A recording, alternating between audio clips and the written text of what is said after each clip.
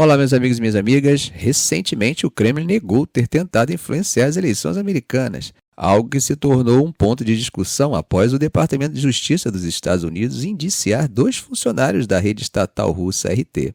Eles foram acusados de operarem secretamente para moldar a opinião pública e criar divisões sociais através de propaganda. A resposta dos Estados Unidos foi imediata. O Departamento do Tesouro sancionou 10 russos e 2 entidades russas, reforçando a seriedade das acusações. O procurador-geral dos Estados Unidos, Merrick Garland, foi claro ao dizer que a desinformação russa e de outros países agora representa uma ameaça maior do que nunca. Isso nos leva a pensar qual é o impacto real dessa guerra de informações na confiança pública e na segurança das democracias. Bom, vamos conversar um pouco sobre isso. Então, gente, vamos iniciar pelo comentário provocador de Putin. Ele afirmou em tom irônico que prefere Kamala Harris como vencedora nas eleições presidenciais dos Estados Unidos, mencionando o que chamou de sua risada contagiante como um dos motivos. Parece uma piada, né? Mas esse tipo de declaração vem com implicações bem mais profundas, ainda mais quando estamos falando das tensões entre Rússia e Estados Unidos. Putin fez essa observação um dia depois do Departamento de Justiça dos Estados Unidos acusar 2 executivos de mídia russa por um suposto esquema ilegal para influenciar as eleições de novembro com propagandas pró-Rússia. Quando perguntaram a Putin o que ele achava da eleição, ele respondeu com um toque de sarcasmo, que a escolha era do povo americano. E então, em um momento que arrancou risadas da plateia, ele disse que, como Biden recomendou que seus apoiadores escolhessem Harris, a Rússia faria o mesmo. Bom, a questão aqui, meus amigos, é que a política internacional e a retórica muitas vezes se misturam com essas brincadeiras, mas a mensagem de fundo pode ser bem séria. Putin comparou Harris a Trump, dizendo que, apesar de Trump ser considerado por muitos um aliado mais próximo da Rússia, foi ele quem impôs mais sanções ao país durante seu mandato. Ele deixou no ar que, talvez com Harris, a situação fosse diferente. Agora, quando olhamos para o histórico de interferência nas eleições americanas, a inteligência dos Estados Unidos já determinou que a Rússia conduziu uma campanha de desinformação para favorecer Trump contra Hillary Clinton em 2016. Embora o Kremlin negue essas acusações, figuras como Evgeny Prigozhin, o fundador do grupo mercenário Wagner, já admitiu que a Rússia interferiu e continuará a interferir.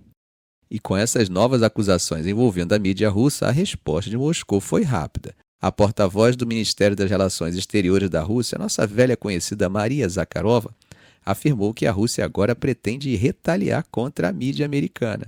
O que a gente vê aqui é uma escalada constante nessa guerra de informações e influência, e o palco das eleições americanas continua sendo um dos alvos principais. Com o advento das redes sociais, então, o potencial de interferência na vontade do eleitor é realmente algo bem sério.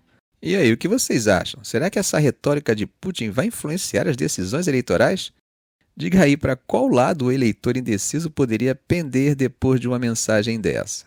Bom, no cenário militar, Putin também fez declarações importantes. Ele afirmou que a incursão ucraniana na região russa de Kursk não conseguiu desacelerar o avanço russo no leste da Ucrânia. Pelo contrário, segundo ele, isso enfraqueceu as defesas da Ucrânia na linha de frente, beneficiando as tropas russas.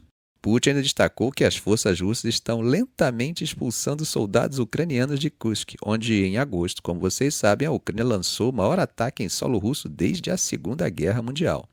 Gente, o mais importante aqui é entender a intencionalidade do discurso e não tomar a declaração dele sobre o andamento das ações no campo de batalha como verdade a priori.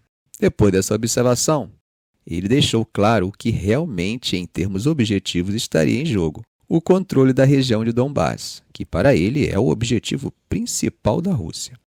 Apesar dos embaraços que essa incursão pode ter causado ao Kremlin, o governo russo agora retrata a operação de Kiev como um grande erro tático.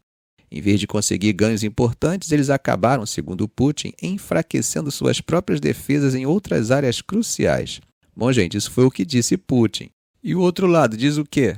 Bom, Zelensky defende que essa operação em Kursk faz parte de um plano maior de vitória, ainda não totalmente revelado. E mais, ele afirma que trouxe a guerra ao coração da Rússia, algo que deve estar causando um impacto psicológico considerável dentro do país. E aí, meus amigos, quem está com a razão? Será que Zelensky tem realmente um plano secreto de vitória não revelado mesmo?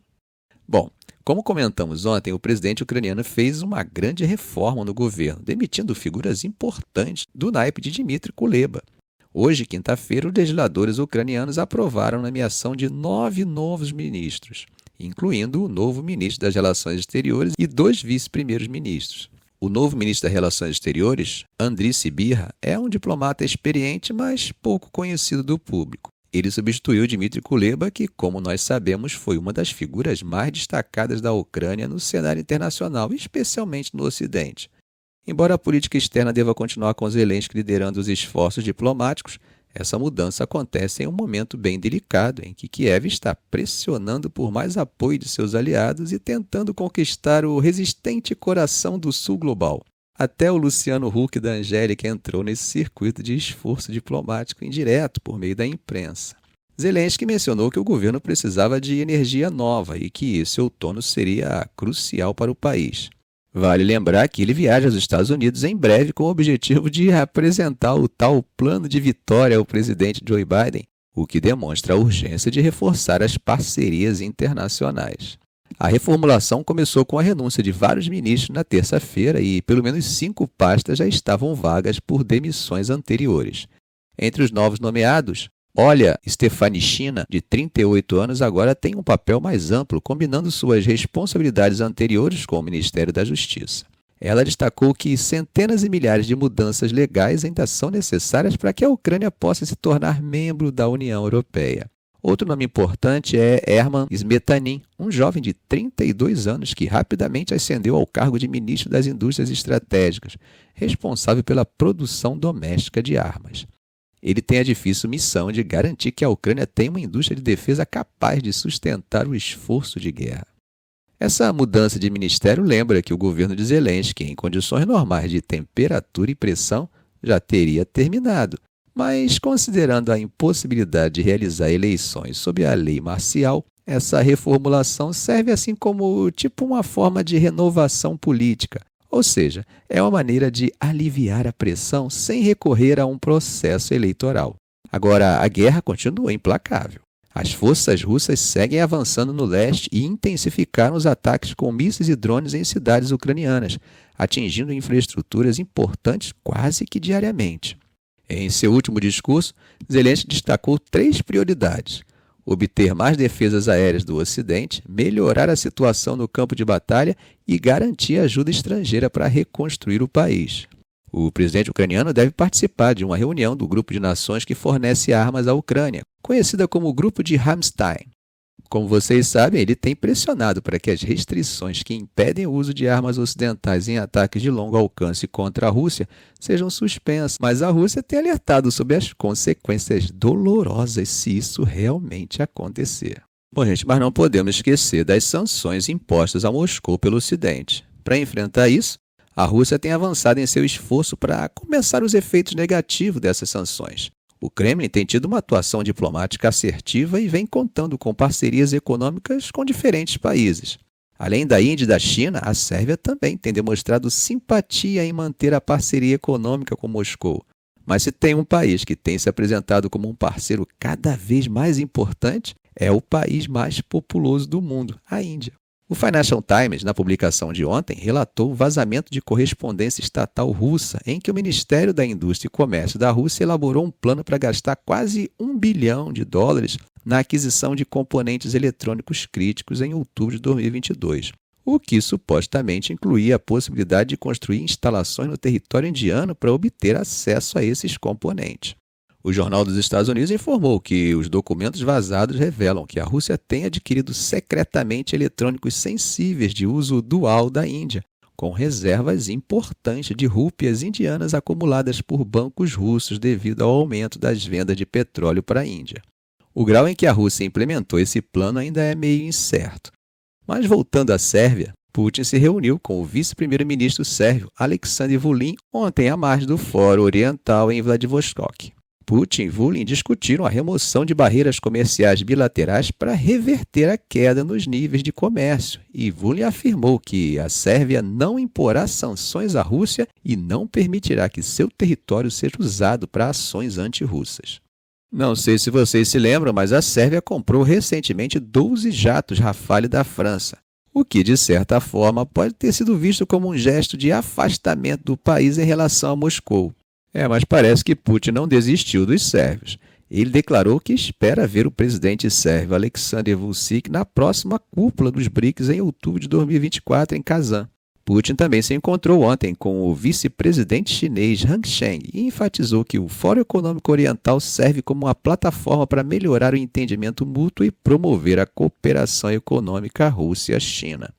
Bom, gente, mudando de assunto, hoje, quinta-feira, um ataque de drone turco atingiu um veículo na região semi-autônoma do Kurdistão, matando 3 pessoas. Fontes de segurança e médicas informaram que o veículo foi incendiado, mas a identidade das vítimas ainda não foi confirmada. Vocês sabem que esses ataques não são novidade, uma vez que a Turquia realiza regularmente operações na área com o objetivo de atingir militantes do Partido dos Trabalhadores do Kurdistão, o PKK, que é considerado por Ankara uma organização terror pontim-pontim. Só para contextualizar, caso você não saiba, desde 1984, o PKK tem conduzido uma insurgência contra a Turquia, inicialmente com o objetivo de criar um Estado curdo independente. Essa guerra entre o governo turco e o PKK já custou milhares de vidas e a fronteira entre o norte do Iraque e a Turquia continua sendo um dos principais campos de batalha. O que talvez passe despercebido por muitos é que, além desses ataques aéreos, a Turquia também mantém dezenas de postos militares no território iraquiano, uma presença que torna bem complexa a relação entre os dois países. Ficamos por aqui. Se esse vídeo foi útil a você, faça um comentário, compartilhe em suas redes sociais, dê um like. E é claro, se ainda não for inscrito, inscreva-se no canal e ative o sininho para não perder os próximos vídeos. Ok, gente? Um grande abraço do professor Arão Alves.